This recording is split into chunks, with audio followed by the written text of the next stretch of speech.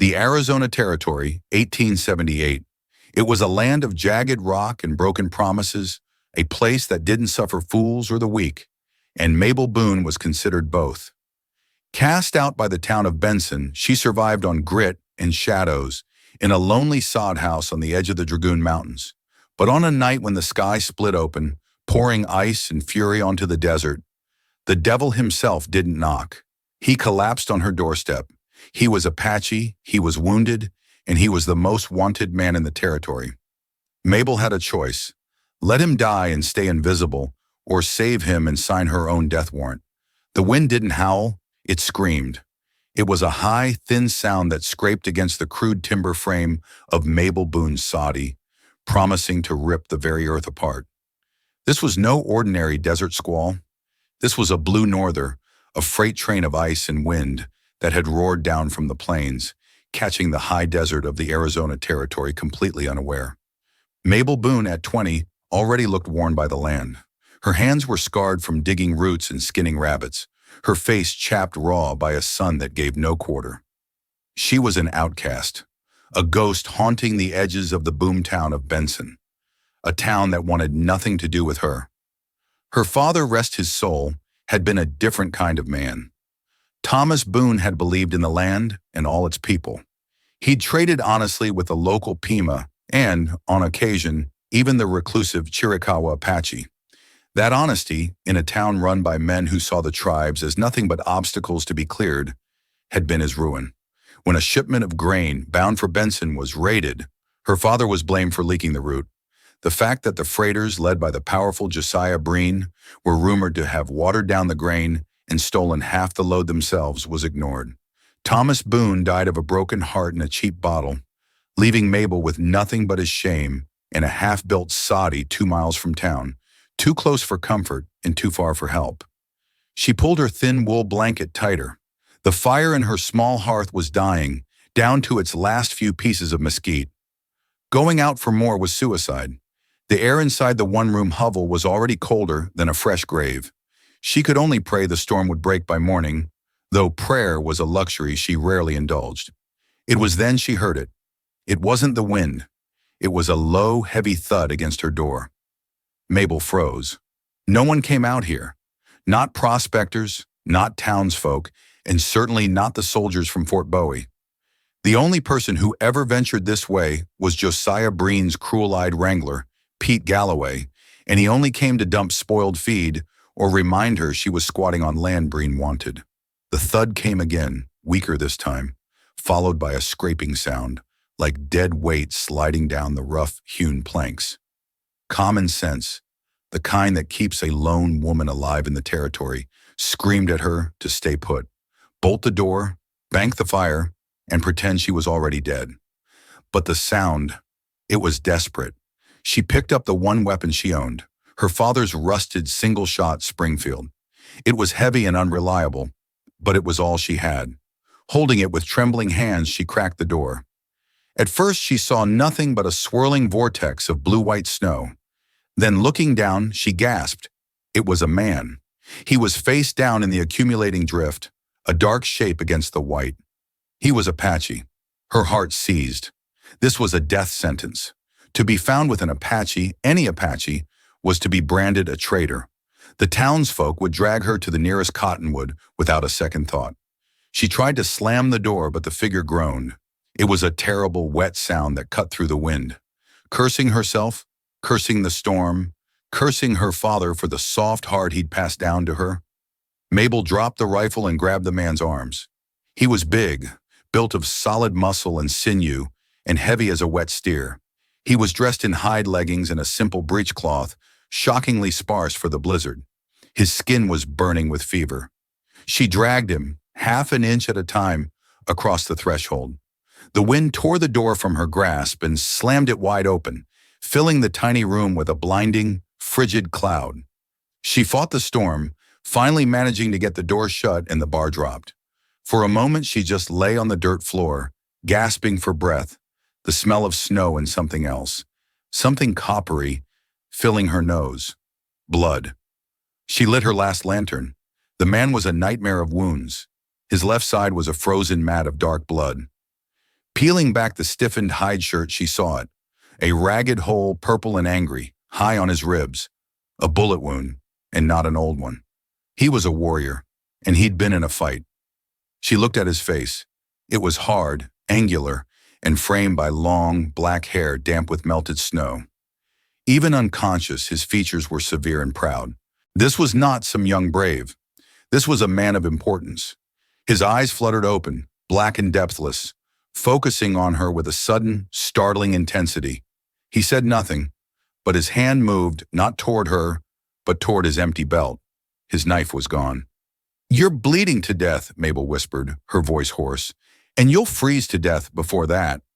The man's eyes tracked her, following her as she moved to her small chest of supplies. He was assessing her, gauging the threat. I ain't gonna hurt you," she said, pulling out her father's old medical kit, a bottle of carbolic, some linen bandages, and a skinning knife she'd have to use for surgery. "Looks like someone already tried." The Apache chief watched her. He didn't understand all her words, but he understood the knife, the bandages, and the fact that she wasn't screaming for help. His name, though she would not learn it for many hours, was Akando, and he was the most respected and most feared war leader of the Chiricahua Apache. The Sadi was an island in a sea of white fury. For 2 days, the world ceased to exist beyond Mabel's 4 walls.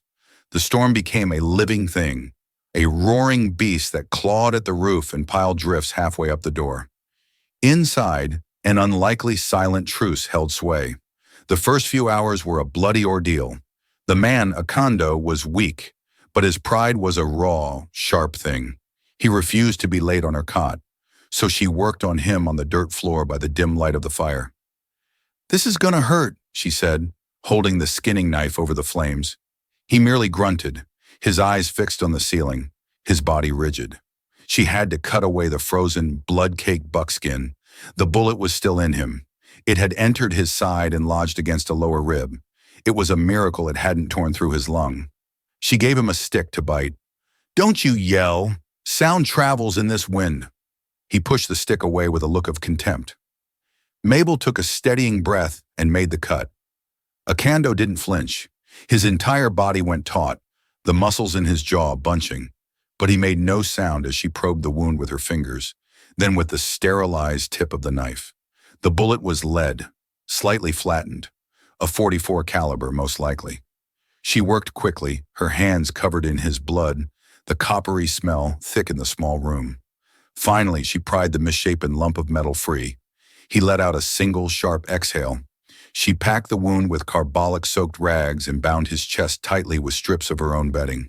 She had no whiskey to give him, only a thin, bitter willow bark tea for the fever. He drank it without complaint. For 2 days they coexisted. The silence was heavier than the snow on the roof. Mabel tended the fire, melted snow for water, and made a thin broth from her last bit of salted pork. He sat against the wall, his wound bound, his eyes missing nothing. He watched her ration her food. He watched her check the priming on the old Springfield. On the second morning he spoke. His voice was a low rasp. "Why?" Mabel, stirring the broth, paused. "Why what?" "You, Inda, save me." Inda, white people. She turned to face him. "You were dying on my doorstep. It's not right to let a man die like that. Not even—" She trailed off. "Not even Apache," he finished, his voice flat. "I didn't say that. Your face did." He nodded toward the rifle by the door. "You fear me." "I fear what happens if they find you here," she corrected him, her voice quiet but firm. "The town, Benson. They don't like me. They like your people even less.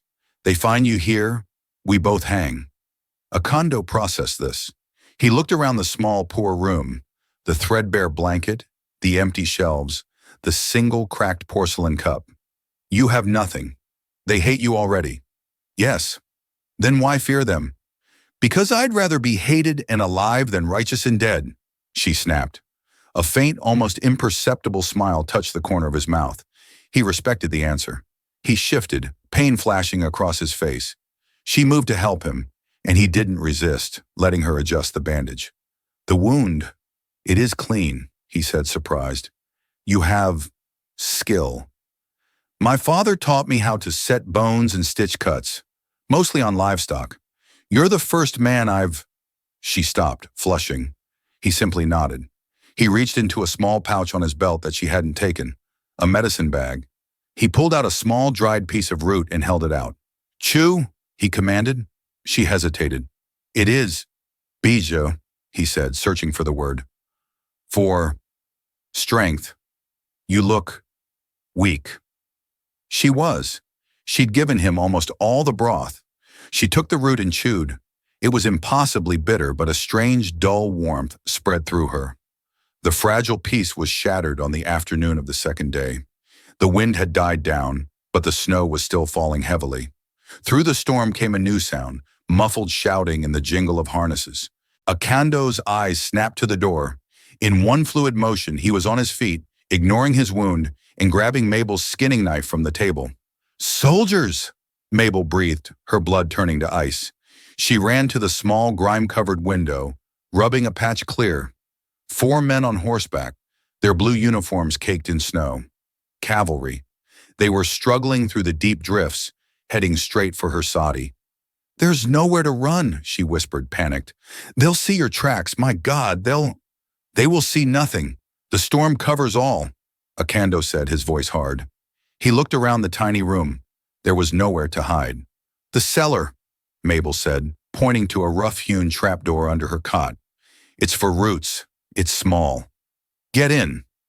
He hesitated, his pride warring with logic. Go.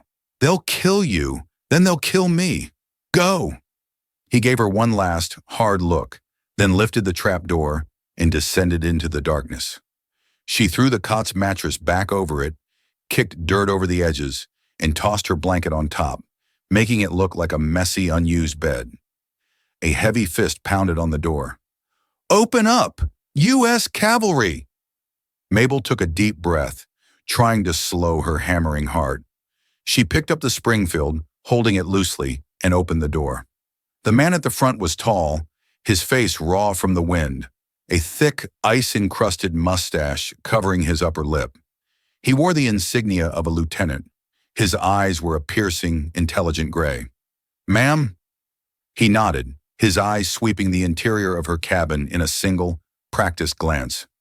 Lieutenant Gideon Cole, 6th Cavalry, were patrolling out of Fort Bowie. It's a bad storm for a patrol, Lieutenant, Mabel said, her voice shaking only slightly. We're aware, ma'am. We're looking for a renegade Apache, a Chiricahua war chief. Goes by Akando. You seen any sign of him?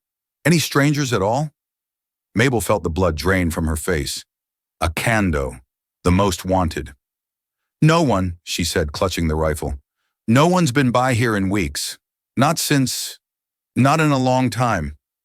Lieutenant Cole's gaze lingered on her. He saw the poverty, the fear, and something else. Suspicion. You're Mabel Boone, aren't you? Thomas Boone's girl. I am. My men are half frozen, Miss Boone. We need to warm ourselves by your fire for a moment. We'll be on our way. It wasn't a request. He and his 3 men stomped into the tiny space, filling it instantly. They crowded around the fire, pulling off gloves, their movements agitated. The man on the left, a corporal with a mean face, looked at the pot of broth. Smells meaty, ma'am, the corporal said, sniffing. Thought you was poor as dirt. A rabbit, Mabel lied, her hands tightening on the rifle. Caught it in a snare before the storm. Lieutenant Cole walked the small perimeter. He looked at the single cup. He looked at the bandages she'd failed to hide, stained dark with blood. You hurt, Miss Boone? He asked, his voice casual. I cut myself, chopping wood, before the storm. Cole picked up one of the bloody rags. He sniffed it. He looked at the sheer amount of blood. That's a hell of a cut, ma'am. He walked over to the cot. He stared at the rumpled blankets. Directly below his feet, in the cold, dark earth, Akando was likely holding his breath, knife in hand. Cole's gaze met Mabel's. She was terrified, but she held his look. She wouldn't be the first to break. He saw the defiance warring with her fear. He saw her father in her. Breen, Cole said, testing her. Josiah Breen in Benson says you're trouble. Says you sympathize with the hostiles, like your father. My father was an honest man, Lieutenant. Mr. Breen is a liar, Mabel said, her voice low and dangerous. The corporal laughed. Spitfire, ain't she, sir? Cole didn't smile. He continued to stare at the cot. He knew. He had to know. The blood, the timing, her lie, the broth that smelled richer than rabbit. He knew. He stood there for what felt like an eternity. Mabel could feel her pulse in her throat. Finally, Cole turned away from the bed. Corporal, hand me that jerky from my saddlebag. The corporal looked confused. Sir? Just do it. And for Miss Boone. The corporal fetched the jerky, and Cole tossed the wrapped package onto her table. You look half-starved, ma'am. A cut like that, you'll need your strength. He moved to the door. Men, let's ride. We're burning daylight, and this storm ain't waiting. The corporal looked baffled. But sir, the blood, Breen said. Breen's a freighter, Corporal. I'm a soldier. I follow my orders. My orders are to find Acando. He ain't here. He looked back at Mabel, his gray eyes hard as stone. But this storm won't last forever, Miss Boone, and the tracks it covers, they'll be fresh when it melts. You stay safe. He tipped his hat and was gone. The troopers followed, grumbling, and mounted their horses, disappearing back into the white. Mabel barred the door and collapsed against it, her legs giving out. After a full minute, she lifted the trap door. Acando emerged, his face a mask of stone. He had heard everything. Gideon Cole, he said, tasting the name. He knew. Yes, Mabel whispered, still shaking.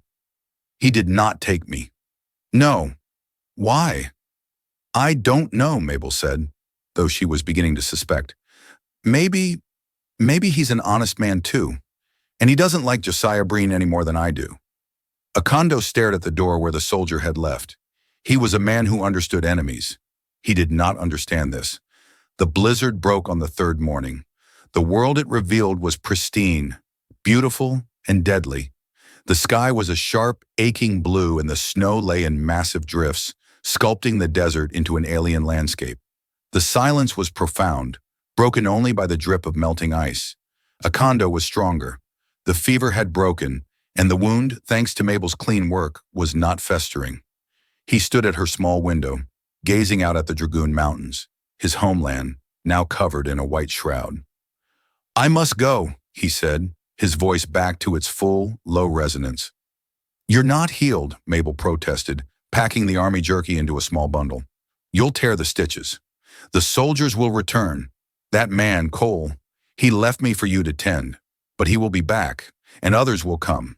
Men who are not like him. He was right. She knew it.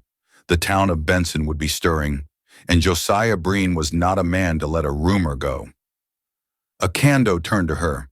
He was no longer the half-dead victim she had dragged from the snow. He was a chief, and the power in him was palpable.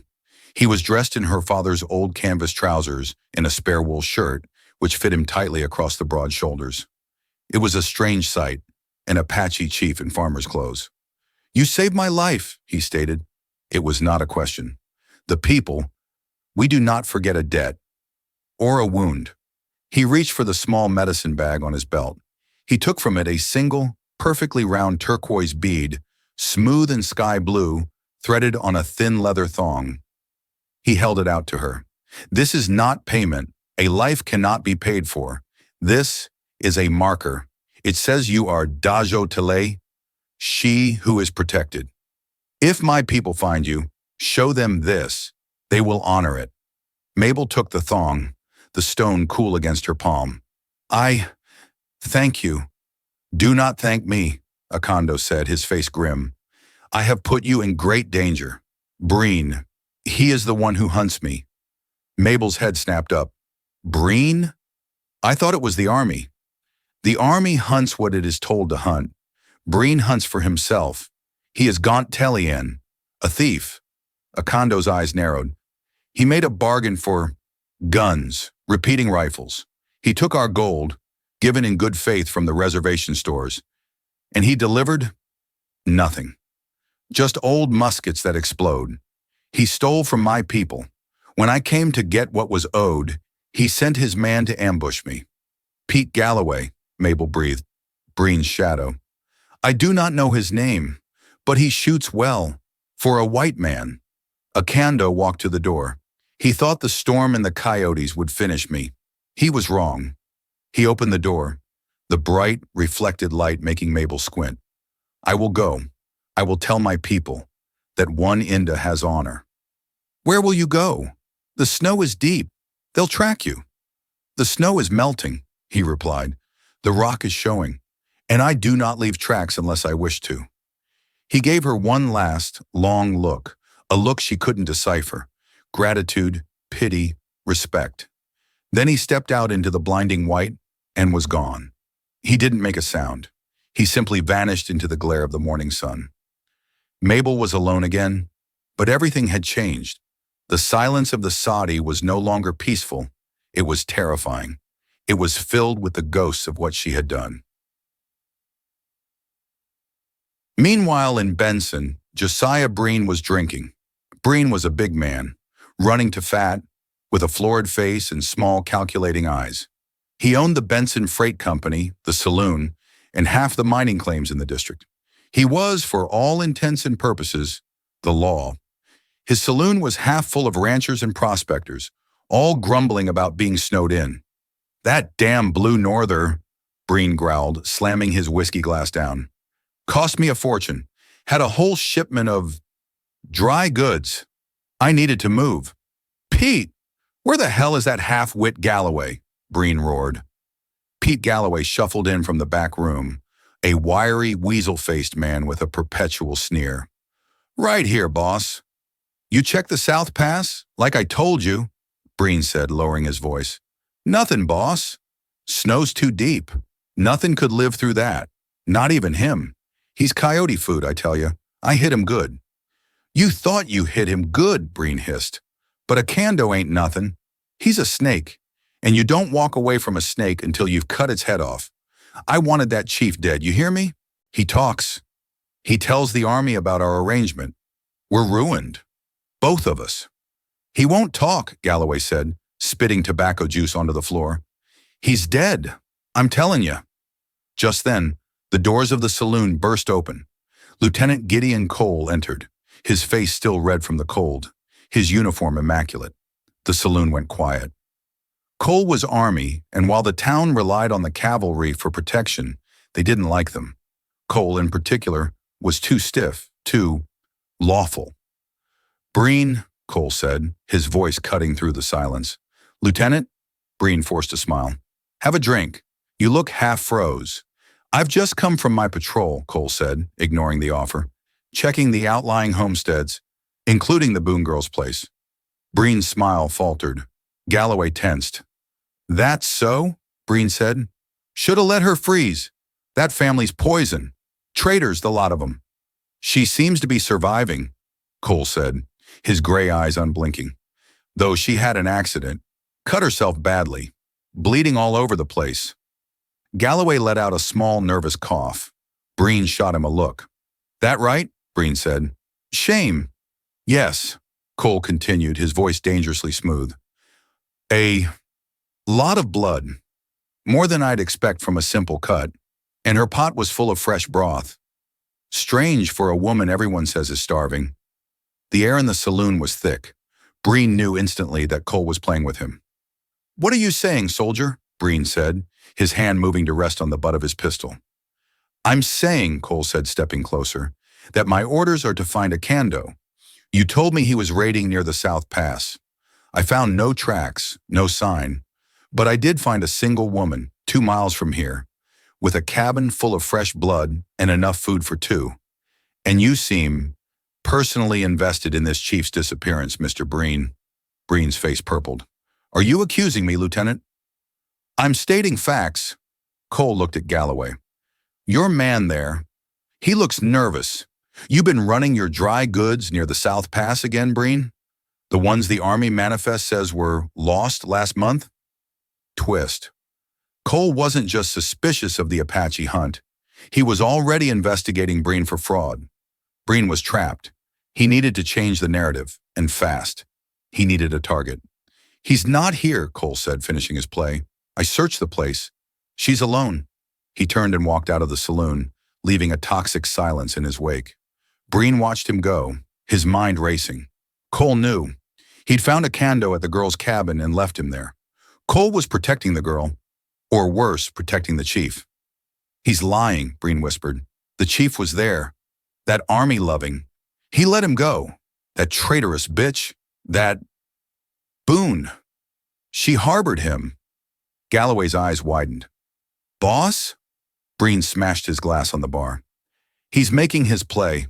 Well, we'll make ours. He turned to the rest of the saloon, his face a mask of patriotic rage. You all heard him. The Boone girl, that Apache lover. She's got a condo. The man who's been raiding your lines, killing your kin. Cole's in on it. The army's protecting him. It was a preposterous leap of logic. But in the fear-soaked, prejudiced atmosphere of Benson, it was all they needed. She's harboring a hostile, Galloway yelled, picking up the cue.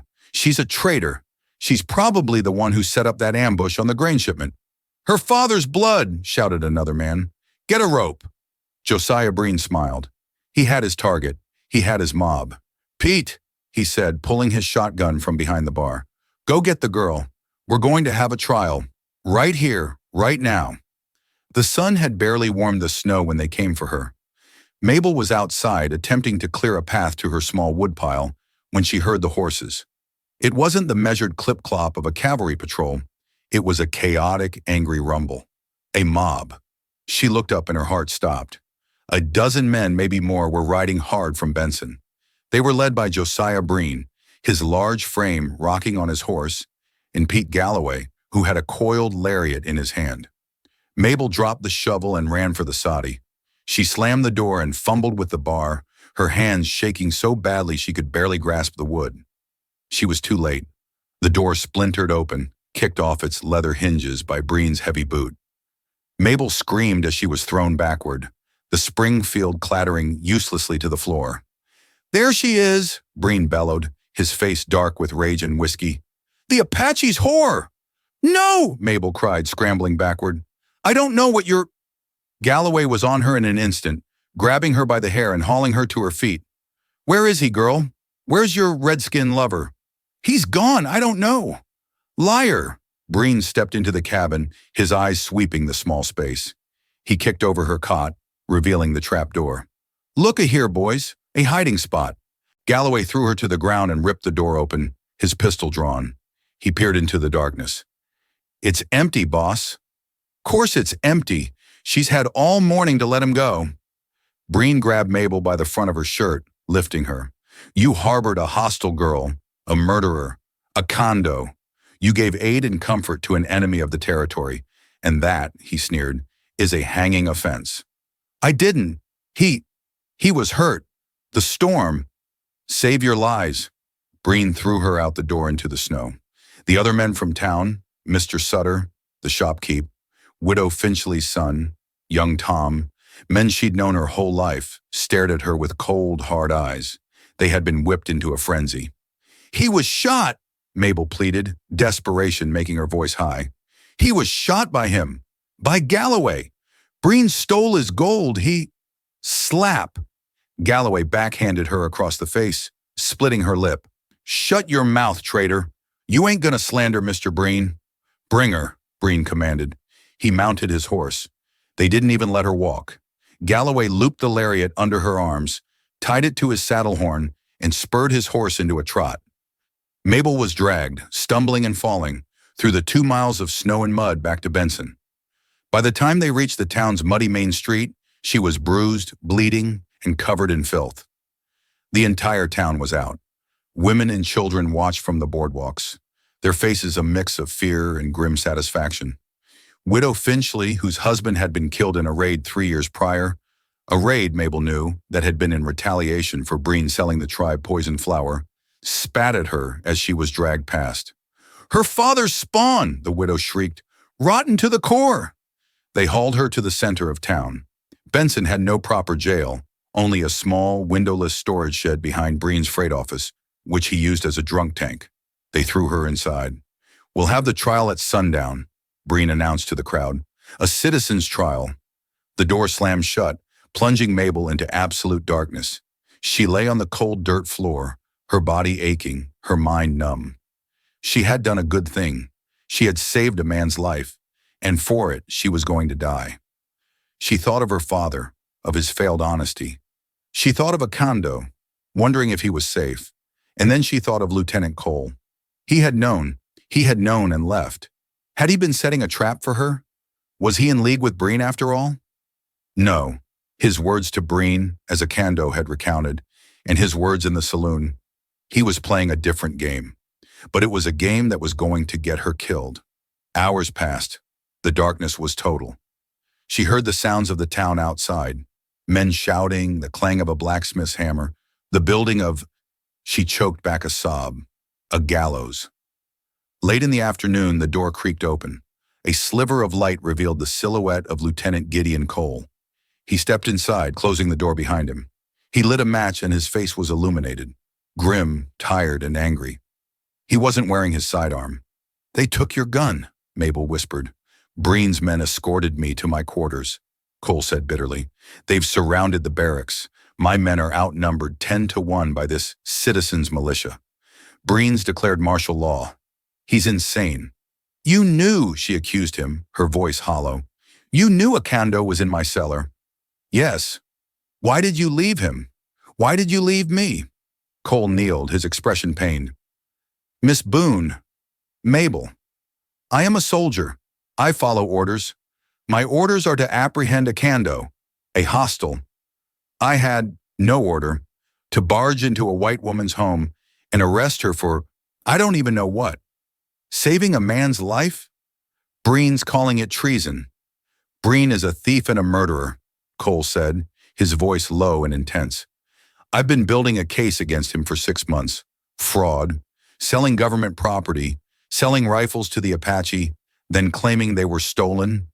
Akando was my witness. I tracked him to your place hoping to talk to him, but Bentry's men got to him first." "Galloway," she said. "Galloway," he confirmed.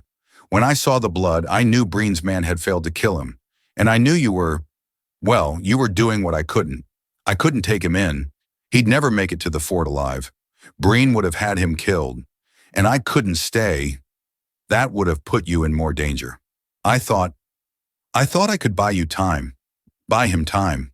"You bought me a noose," she wept, the tears finally coming. "I'm sorry," Cole said, and she believed he meant it. "I underestimated Breen's audacity. I went to the saloon to push him, to let him know I knew. I thought he'd back down. He didn't. He used it. He told them, 'You're in on it with me.'" Cole cursed. "He's smarter than I thought. He's turned the entire town against the army. He's made himself a king." "So what now?" Mabel asked, her voice dead. "You just came to apologize before they hang me?" "I came to give you this." Cole pressed something small and hard into her hand. A 2-shot Derringer. "It's not much, but it's better than a rope. Don't let them take you. Not like that." Mabel's fingers closed around the tiny pistol. It was heavy, an awful final weight. "Breen's men are outside," Cole said, standing. "I can't get you out. But I'm not done. I've sent one of my men, my most trusted sergeant, out the back way. He's riding for Fort Bowie right now. He's to bring back Colonel Merritt and the entire 6th Cavalry. That's a day's ride, hard ride. Sundown is in 2 hours."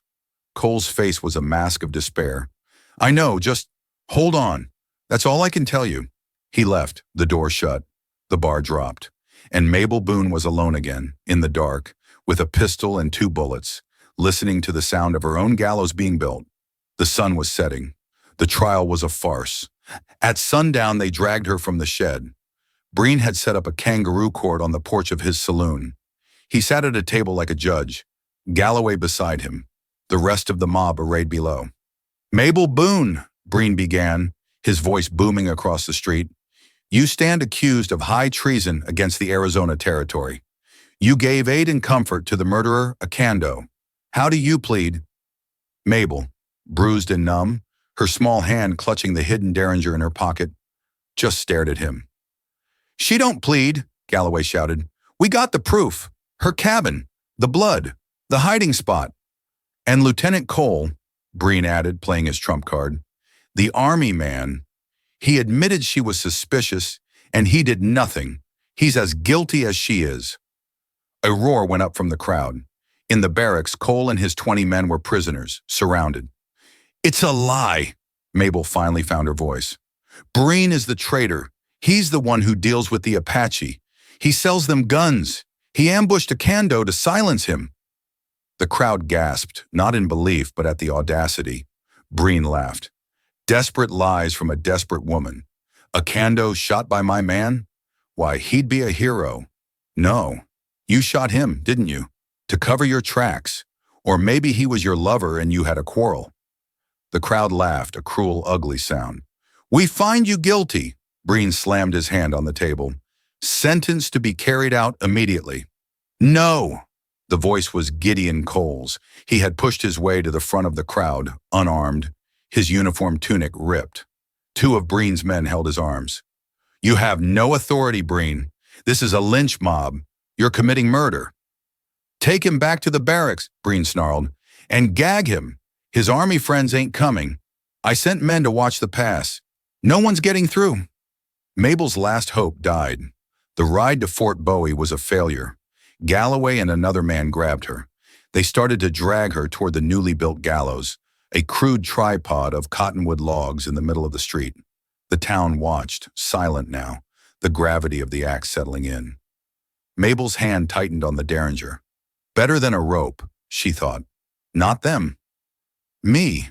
She was 10 feet from the noose when it happened. It started not as a sound, but as a feeling, a low, deep vibration in the frozen earth, like distant thunder. What in God's name?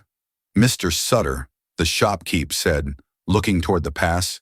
The noise grew. It was rhythmic. It was the sound of 1,000 hooves. And then they appeared. They came not from the pass, but over the eastern ridge, silhouetted against the last bloody light of dusk. One rider, then 10, then 50. They poured over the ridge and fanned out into the valley, a silent, crescent-shaped tide of mounted warriors. They were not in hunting clothes. They were painted for war. Their lances and rifles caught the dying light. They were ghosts. The town of Benson froze.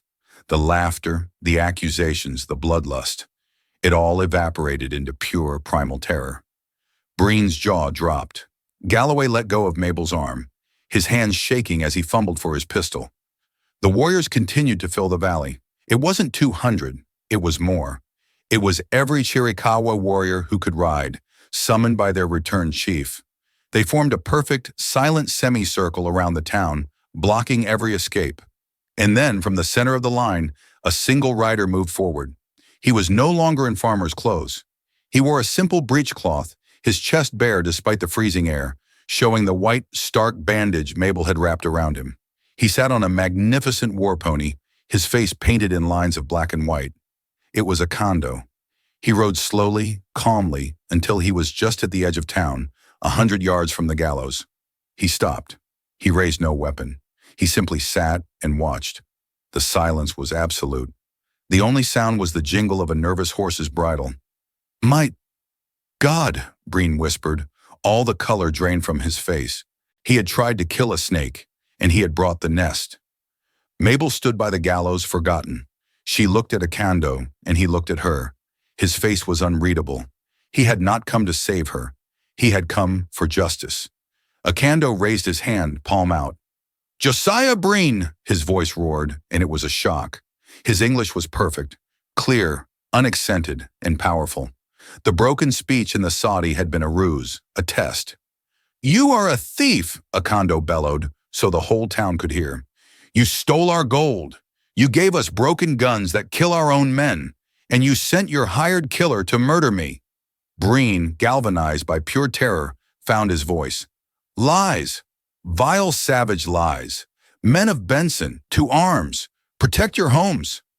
A few men fumbled for their rifles, but they were frozen, looking at the sea of warriors. It was suicide. You!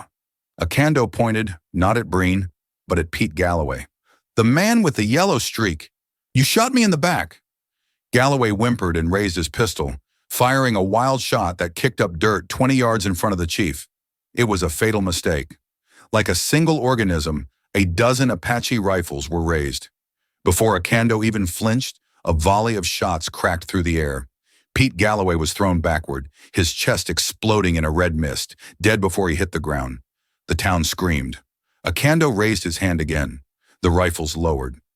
"We have not come to kill your women or your children," Acando shouted. "We have come for him, Josiah Breen, and we have come for the girl." Mabel's blood ran cold. For the girl. What did that mean? "Send them both out," Acando commanded, "or Benson will be ash by morning." The town of Benson was a powder keg with a lit fuse. The men who minutes before had been a bloodthirsty lynch mob were now a terrified huddle. Don't let them take me," Breen whimpered, hiding behind the gallows. "Sutter! Tom! You'll protect me." But Mr. Sutter and the others were already dropping their weapons, raising their hands in supplication. They were ranchers and shopkeepers, not soldiers. "There's only one way," a voice said. Lieutenant Gideon Cole strode from the barracks, his sidearm now strapped to his hip. His 20 men were behind him, in a tight, disciplined formation, their rifles at the ready. They were hopelessly outnumbered, but they were no longer prisoners. Breen's guards had fled their posts the moment the warriors appeared. "This is a parley," Cole announced, his voice steady. "Not a massacre, not yet." He walked past Breen and stood in the middle of the street, between the town and the Apache. "Acando!" Cole shouted. "I am Lieutenant Gideon Cole, 6th Cavalry, United States Army. I will not surrender a U.S. citizen to you, but I will negotiate." Acando watched him for a long moment. He nodded slowly. "Send out the girl, unharmed." Cole looked at Mabel. She was shaking, but she stood tall. "Go to him," Cole said quietly. "He's not here for you. Not like that. He's honoring his debt." "And Breen?" "One snake at a time, Miss Boone." Mabel clutched the turquoise bead, still in her pocket with the derringer. She took a breath and began to walk. She walked past the gallows, past Breen, who was muttering prayers, and out onto the open frozen ground. The entire town, the entire Apache nation, watched her. She stopped 10 yards from Acando's horse. You're English," she said, her voice small. "I attended the Carlisle School," Acando said, his voice softer now. "A prison they called a school. I learned my enemy's tongue. I learned his greed. And I learned his lies." He looked at her, and his hard expression softened. "You did not lie. You have Ingo de Gishi, a brave heart. You saved my life knowing it would cost you yours." He reached down and held up the turquoise thong. "You are Da Jo Tali, she who is protected." I came to honor the marker. A wave of relief so profound it almost buckled her knees washed over Mabel. He wasn't here to take her. He was here to save her. "Now," Acando said, turning his gaze back to the town. "Justice." "Acando!" Cole shouted again. "Breen is a civilian. He must be tried by our law." "Your law?" Acando laughed, a bitter, harsh sound. "Your law is a rope for an innocent woman and a saloon porch for a thief. I saw your trial. Breen's law is the only law in Benson." "Then let's change it," Cole yelled. "I am placing Josiah Breen under arrest for fraud against the United States government, for theft, and for the attempted murder of a protected person," Breen shrieked. "You can't. You have no proof." "I have a witness," Cole shouted, looking at Acando. "And I," Acando said, his voice dropping, "have the proof." He raised his hand. 2 warriors rode forward, dragging a man between their horses. He was bound, gagged, and terrified. They cut him loose and threw him at Cole's feet. It wasn't Galloway. It was another of Breen's men, a freighter named Len Tucker. "This is the other man who shot at me," Acando said. "My warriors found him at the South Pass, waiting to see if I was dead." Cole hauled the sputtering Tucker to his feet and ripped the gag off. "He's lying," Tucker screamed. "Apache lies." "Is he?" Cole said, his voice deadly. He pointed to Tucker's rifle, still in its saddle scabbard on his horse. "My sergeant marked the rifles Breen reported stolen from the Army shipment. I'd be willing to bet that rifle has a U.S. Army stamp on the stock." Tucker's face went white. "And," Cole continued, "I'd be willing to bet he's carrying gold. A lot of it. Payment for an ambush." Breen saw it all unraveling. He made a run for it, scrambling toward his office. "Stop him!" Cole yelled. But it wasn't a soldier who stopped him. It was the widow Finchley. As Breen ran past, she stuck out her foot. The portly man went down hard, his face skidding in the mud. He sold us poisoned flour," the widow whispered, the horrible realization dawning. The raid? It wasn't the Apache. It was him. He killed my Frank. The town turned on Breen. The mob, so recently hungry for Mabel's blood, now surged toward the sputtering freighter, their faces twisted in a new, more righteous fury. "No!" Cole shouted, firing his pistol into the air. "He will not be lynched. He will be tried. By a real court." Cole's soldiers formed a perimeter around the pathetic Breen, protecting him from his own town. Akando watched this, his face a mask of stone. "You have your thief, Lieutenant." "I do," Cole said, breathing heavily. He arrested Breen and the babbling Len Tucker.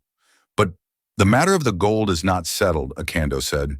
"He stole from my people, the guns he promised, the food.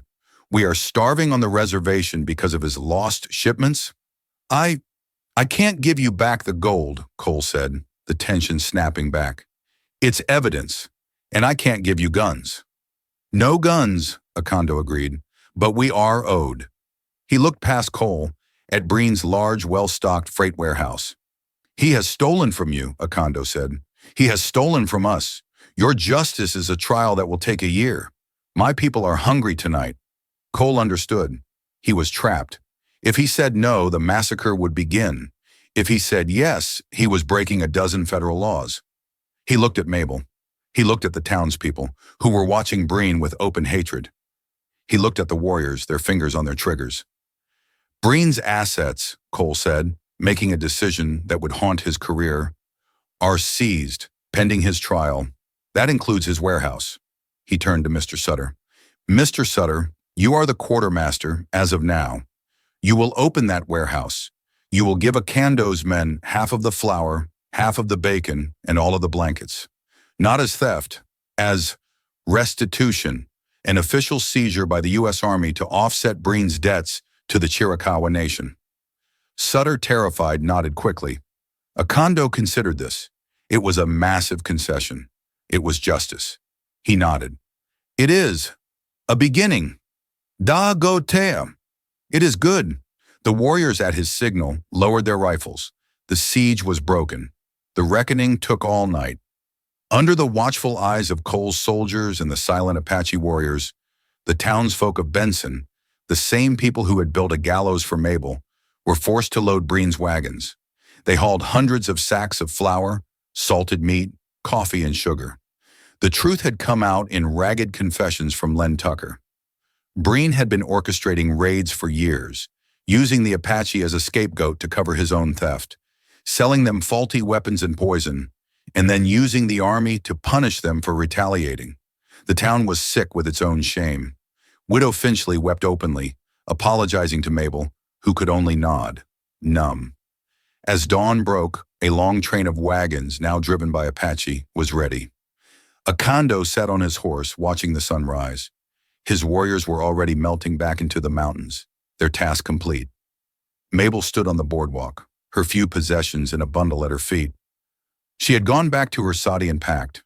There was nothing for her here.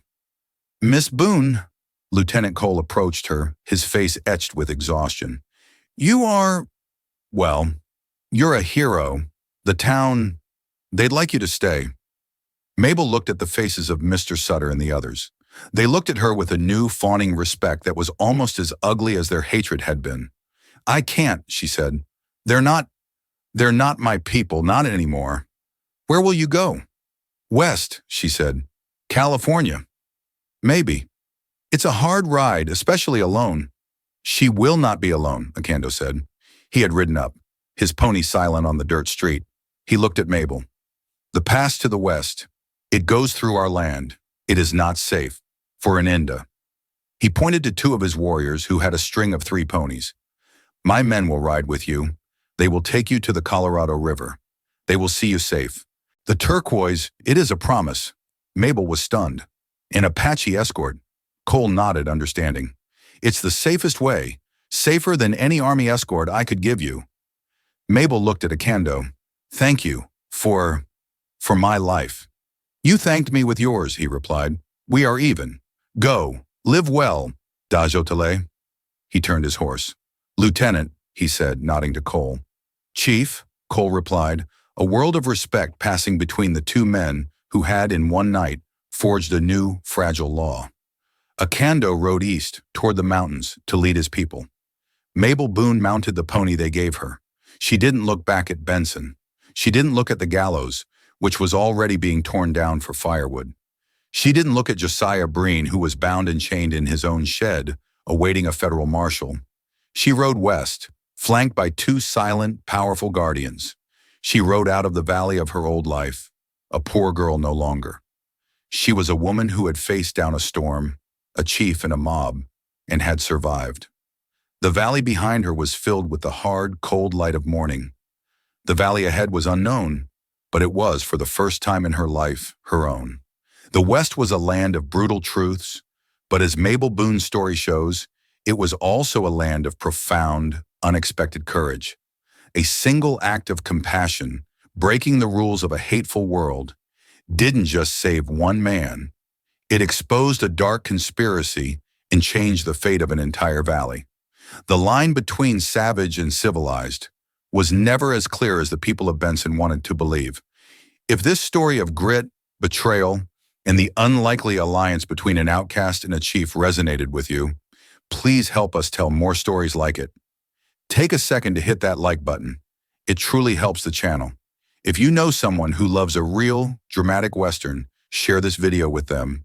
And finally, if you haven't already, please subscribe and ring that notification bell so you never miss a journey into the raw, untamed heart of the past. Thank you for listening.